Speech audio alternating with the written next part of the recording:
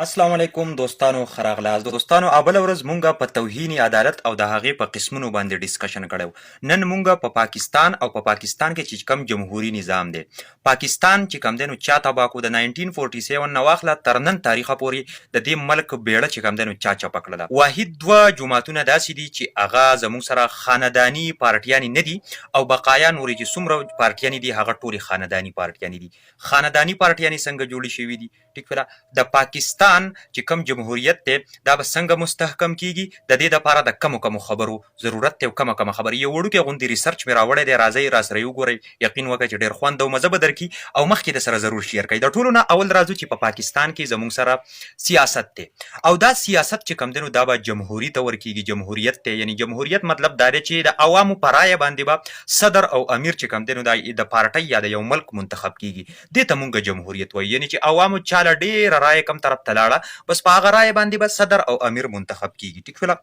او بیا تاسو ته پته ده په پارټۍ کې دننه شورای ټیک شوله یعنی جمهوري نظامي چې بس چاله خلک لیډران منتخب کړي او هغه لیډرانو دپاره چې کوم دی نو بیا خلک ووټینګ وکړي نو چې په پارټۍ کې دننه د چا ووټونه سیوا شي نو هغه صدر او امیر د پارټۍ منتخب کیږي اوس تاسو ته پته ده چې د افسوس خبره دا ده چې زموږ سره چې څومره هم پارټیانې دي ما سیوا د دې دوو پارټیانو نه هغه دوه پارټیانې ده چې هغه کمه پارټیانې دي چې دا ټولې د دې نه چې کوم دی پارټیانې نه دي د دې نه پراپرټیانې جوړې شوي دي یعنی دا د دې خلکو پراپرټیانې دي یو قسم لا یعنی خانداني پارټیانې دي مطلب دا دی چې میراث زوی ته پاتې کیږي د پلار نه را روان دی او زامنو ته چې کوم دی نو سیس پاتې کیږي داسې د نیکونو د وخت نه را روان دی ټیک شوله او هغوی یو میراث دا ګڼي په هغې کې د ټولو نه اوله زموږ سره چې کوم دی نو موږ به راشو مسلم لیگ چې مسلم لیگ نون چې کوم دی نو زموږ سره تاسو ته پته ده په دې کې اوله چې کوم دی نو نواز شریف او د نواز شریف نه پس بیا مریم نواز نه پس بیا شهباز شریف دی او داسې چې کوم دی دا کیریان روانې د خاندان د خلکو ترمنځ چې کوم دی نو لیډرشپ چې کوم دی نو څه کېږي تقسیمیږي او هغه مخکې ځي او په هغې باندې خانداني خلک لیډرشپ کوي یعنې اوس تاسو ته پته ده که به هر کس راپاڅېد او هغه ویل چې یاره تاسو تر څو پورې به دغه شانتې ستاسو د خاندان ته دا چې کوم دی نو دا لیډرشپ حوالوي یاره مونږ له پتې هم دغه راکوي نو یقین وکړئ چې هغه کس په سیکنډونو کې د پارټۍ نه ختموي او هغه ته چې کوم دی نو مسلې پیدا کوي دویم نمبر زموږ سره پیپل پارټي راځي چې هغه چې کوم دی نو بټو نه پس بېنظیرې نه پس چې کوم دی نو بیا داسې زرداري بلاول دا ټول چې کوم دی نو تاسو ته پته ده دا یو خانداني لاره را روانه ده که سوچ وکړئ تاسو ته پته ده یعنې په دې کې بل څوک داسې نه دی راغلی چې هغه غیر خانداني پکې څوک نشته دی نو تاسو ته پته ده دا پارټي هم خانداني پارټي ده بیا زموږ سره نیشنل پارټۍ ته به راشو چې خاص کر د پښتنو دپاره په اوله کې هغه ډېر ښه کار کړی خو وروسته بیا د خلکو ته زړه وټکېدو په مختلفو وجوهاتو باندې نو هغې باندې په ډیټیل نه ځو چې ولې وټکېدو باچا خان باندې خبره کوو باچا خان چې کوم دی نو واقعي په خپله یو ډېر غیرتي سړی و هغه ډېر ښه کړي دي یو سړی چې ښه کار کوي او د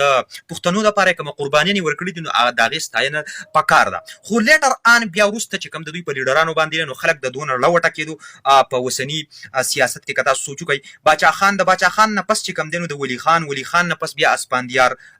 ولی چې کوم دی او بیا ایمل ولی دا ټول خاندان دی دا یو خاندان چې کوم دی نو په دې کې دا دغه روان دی لیډرشپ او بل چا ته دوی لیډرشپ نه حواله کوي بیا راځو زموږ سره چې کومه جمعیت علماء اسلام په هغې کې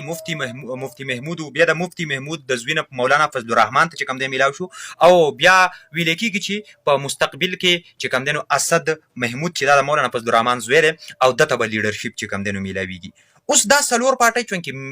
غټې پارټیانې دي نو دا څلور پارټیانې موږ دلته منشن کړي ام کیو ام هم وه خو ام کیو ام چونکې هغه بیا ټوټې پوټې شوله توړ پوټ شوله سب پارټیز په هغې کې جوړ شوله او دا کوم غټې پارټیانې وي دا تاسو سما شریکې کړي په دې ټولو کې دا خاندانیانې پارټیانې دي یعنی په دې کې یعنی دا صرف په نوم د جمهوریت پارټیانې دي دا هغه خلک دی چې دوی د جمهوریت خبره کوي او په خپله په دو کې جمهوریت نشته دی په خپله په دو کې انټرنل الیکشن نشته دی چې انټرنلی دوی په خپلو لیډرانو باندې الیکشن وکړي او نور غیر کسان را مخې ته کړي او هغه که چېرې دوی تاسو ته پته ده نورو کسان را چوت شو او د دې خلاف یې خبره وکړو نو هغو په ټک باندې ختمېږي نو د دې وجې نه څوک جرت نشي کولی چې خپل مقام چې کوم دی د بایللو دپاره نو څوک را چوتېدی نه شي نو که چېرې د دوی دا پراپرټیانې دا څیزونه ختم کړلی شو اوس تاسو ته پته ده د دې نه غټې مسلې څه جوړېږي چونکې بیا کومه امیدواران راشي هغه امیدواران هم د دوی له ټیکټونه ورکوي ځکه چې د دوی یو په خوښه باندې راځي هغه امیدواران چونکې پیسې ولګوي بلا روپۍ خرچه کړي نو هغوی بیا څه کوي دغه خپلې روپۍ چې کوم دی نو راګرځوي په مختلف قسم طریقو باندې دوی چې کوم دی نو بیا کرپشن کوي او کرپشن یې کړي هم دی او ثابتې شوي هم دي تاسو به کتلي بلکل باقاعده په ثبوتونو سره ټیک شوله. نو بیا تر دې پورې دغه پیسې چې کوم دی په یوه طریقه او په بله طریقه باندې چې کوم دی نو د ملک د خزانې نه دوی څه کوي لوټمار پرې کوي او د ملک خزانه هم غرقه کړه. بیا ځي IMF نه قرضې هم رالې او هغه قرضې چې کوم دی بیا دوی ادا کولی نه شي او نه د هغې چې کوم دی نو کیفیبل. نو دا مین جرړ او مین دغه هم دی چې د پارټیانو نه یعنې د خانداني قسم طرز طریقه ترې ووځي. یعنې بس دا دی چې څنګه جمهوریت خبرې دوی کوي نو په کار ده چې دوی جمهوریت هم په ځان کې راولي. که دوی د جمهوریت خبرې کوي او په خپله پکې جمهوریت نه نو دا په دوی په دې مخ باندې ډېره درنه څپېړه ده. یقین وکړئ چې دا خبرې به په ډېرو خلکو باندې بدې لګي خو حقیقت دی او سوچه حقیقت دی. اوس راځو دوه پارټیانې چې کومه تاسو ته ما ویلي نو په هغې کې زموږ سره تحریک انصاف دی یو چې تحریک انصاف عمران خان تاسو ته پته ده هغه یو داسې سړی دی چې هغه د منصب او د دې څیزونو د پیسو او د دې څیزونو هغه پروا نه کوي او ریلي هغه حقیقت هم دی که چېرې هغه وغواړي نو په کروړه او ارباو روپو کې به خلک هغه پټ کړي. یعنې د هغه دومره چې کوم دی تاسو ته پته ده دومره فیم یې واغستو دومره چې کوم دی نو هغه مخې ته لاړ او ځکه چې عوامو په زړه کې مینه محبت د عمران خان دپاره انتهایی سیوا شوله. وجه هم دغه ده چې هغه د دې قسم څیزونو پروا نه کوي. ټیک شوله. دویم راځو جماعت اسلامي ته چې جماعت اسلامي هم یو داسې پارټي ده ځکه چې یو پارټۍ کې ښه خبرې او هغه د ستاینې وړ دي نو موږ له هغه کلاو کول پکار دي که هغه هره پارټۍ والا کسي او هر طبقې والا کسي. نو جماعت اسلامي کې که تاسو ته پته ده مولانا مودودي رحیم الله دا په 1941 کې د دې چې کوم دی نو دغه کړی د دې پارټۍ شروعات شوي یعنې مطلب دا یې باني و. ټیک شوله. میا توفیل محمد دا یو بل کس بیا راغی چې الیکشن وکړلی شو د دوی ترمنځ او دا سلیکټلی شو یعنې دا د پارټۍ صدر جوړ کړی چې میا توفیل محمد دا د دې هېڅ تعلق د دوی سره په خاندان په لیول نشته دی. بیا قاضي حسین احمد راغی چې 22 سال د چې کوم دی نو جماعت اسلامي لیډ کړه بطور امیر صدر چې کوم دی. بیا د منور حسن نه پس سراج الحق راغی. که تاسو سوچ وکئ نو دې پارټۍ کې داسې کس نشته چې هغه د یو خاندان نه را شروع شوی دی او بس بیا زوی ته او د زوی نه چې کوم دی نو نوسي ته داسې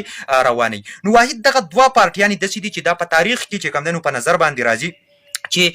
دوی د دې څیزونو پرواګانې نه کوي. اوس چې کوم دی پاکستان به کله مستحکم کیږي یعنی د پاکستان نظام د پاکستان جمهوری نظام به کله مستحکم کیږي کله چې په دې پارټیانو کې جمهوری نظام راشي. او دویم خبره د ټولو نه اهمه خبره زموږ سره دا ده فری اینډ فیر الیکشن چې فری اینډ فیر الیکشن وشي یعنی مطلب دا دی چې ایکسټرنل کسان په دې کې انوالو نه وي په دې کې چې کوم دی نو کومه دعوی کیږي په اسټبلیشمنټ بلیمونه لګي چې اسټبلیشمنټ په دې کې انوالو دی نو که اسټبلیشمنټ د دې نه لاس